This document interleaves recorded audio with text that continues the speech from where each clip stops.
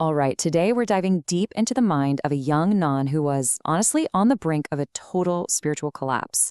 And what's wild is how her absolute darkest moment gave birth to one of the most game changing ideas in modern spirituality. I want you to just imagine this for a second. You are days, just days away from committing your entire life to something you've dreamed of forever. And then this thought pops into your head. Now, you might think this is from some kind of skeptic, right? Nope. This came from Therese of Lisieux, a future saint, right as she was about to take her final vows. Crazy, right? So, what on earth was going on here? Well, Therese was on her spiritual retreat. This is supposed to be the big moment, a time for incredible connection and joy right before she officially becomes a nun. But instead of all that, instead of feeling God's presence, she just felt nothing. An overwhelming, terrifying void. And look, we're not just talking about a bad day or a little bit of doubt. The words she used were complete aridity, desolation. I mean, that's heavy. It was this feeling of being totally spiritually abandoned.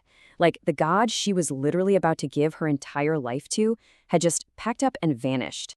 And listen to how she talks about it. For her, this wasn't just an emptiness. She described it as an active assault, a voice in her head telling her she was a total fraud, that her entire life's calling was a massive mistake, and that she was just deceiving everyone, including herself. So, what do you do? I mean, really, what do you do when the very foundation of your world just disintegrates right before you make the biggest commitment of your life? Therese had a choice. She could either give in to that darkness, or she could walk straight into it. So on the day of her profession, the day she's supposed to become a bride of Christ, this is the crazy contrast she's living with. On one side, you have what everyone, including her, expected: divine consolation, overwhelming joy. And on the other side, her actual reality: complete aridity, darkness, and a kind of peace that had no joy in it. She felt nothing she was supposed to feel. And yet, she did it. She went through with it. She made her vows right there in the middle of that emptiness. And then something pretty remarkable happened. It wasn't the joy she was hoping for, not at all. It was something completely different. The next morning, she said she was just flooded with this deep, profound peace. A peace she said was beyond all understanding. So you see, her commitment wasn't built on some emotional high. It was a raw, powerful act of her will. It was a decision, a choice, to love and trust God even when she felt absolutely nothing back. And that one experience, that right there would become the seed for her entire spiritual outlook. Okay, so this huge crisis basically forced Therese to face a really fundamental problem. She's looking at her life, at the lives of the saints she reads about, and she just feels small, weak, totally incapable of doing the great spiritual deeds she thought were required. And this really became the question for her.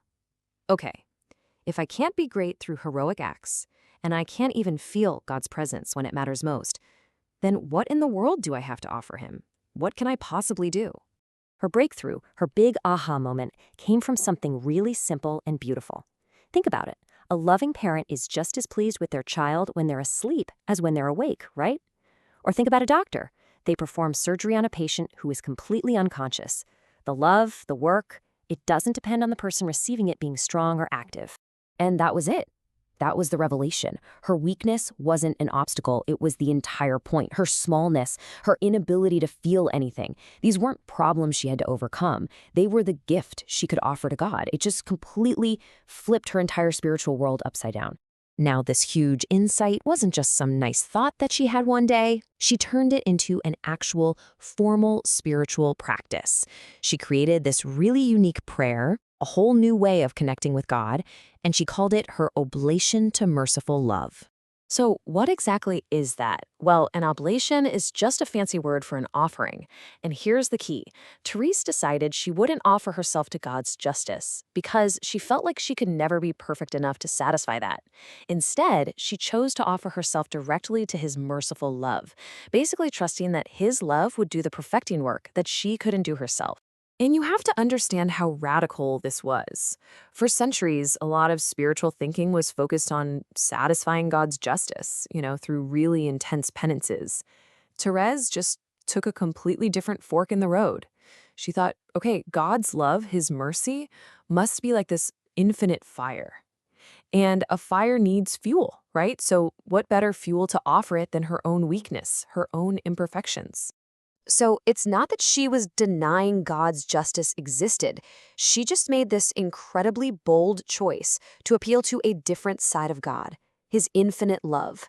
She offers herself up as a victim. And that word can sound weird, but she meant a victim not of punishment, but of love.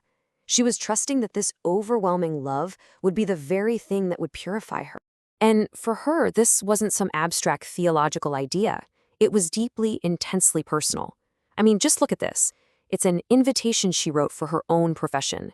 She didn't see her commitment as some kind of legal contract with a judge. She saw it as a wedding, a marriage to someone who loved her. This line from her prayer, it's just electrifying, isn't it? It is such a bold, almost audacious thing to ask. She's basically saying, hey, does only your justice get to have all the action? Surely your merciful love is looking for people to overwhelm too.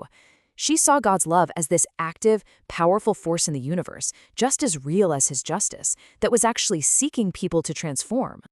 So as you can imagine, a breakthrough this personal and this powerful didn't just stay locked away behind convent walls. It ended up becoming the foundation for a whole new spiritual path that would resonate with millions of people. And this is what became her famous little way. You can think of it as the practical, day-to-day application of her oblation to merciful love. She basically laid out a path to holiness that wasn't about grand, heroic gestures. It was about completely trusting in God's love while just living your normal, ordinary, everyday life. And the core ideas here are frankly revolutionary. First, embrace your smallness. Don't fight it. Second, trust God's love like a little kid trusts their dad. Third, and this is huge, holiness isn't found just in big, dramatic moments. It's found in your ordinary life, washing the dishes, dealing with that annoying person at work. And finally, every tiny little sacrifice, if it's made out of love, has infinite value. I mean, this is her genius right here.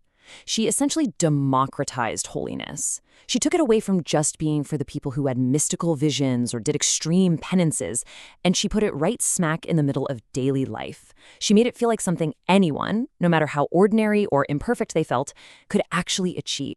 And remember, for Therese, this wasn't just a nice theory. She lived it. After making that oblation, she said her life was transformed.